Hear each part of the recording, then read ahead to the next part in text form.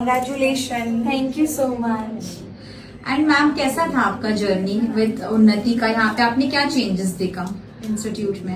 Ma'am मैं क्या ही बताऊँ आपको उन्नति के बारे में। जैसे कि मेरी लड़की थी घर में चार दीवारी में, मतलब वो ऐसे लगती थी कि एनिमल्स की तरह घर में रहती थी, और आज उसमें जो चेंजिंग देख रहे तो मैं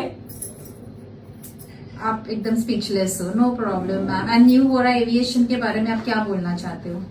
मैं और भी स्टूडेंट को मैं बताऊंगी कि आप करियर में अगर कुछ बनना चाहते हो तो प्लीज यहाँ ज्वाइन करो। Thank you so much for your kind words ma'am. Thank you. आपकी बेटी सिलेक्ट हुई।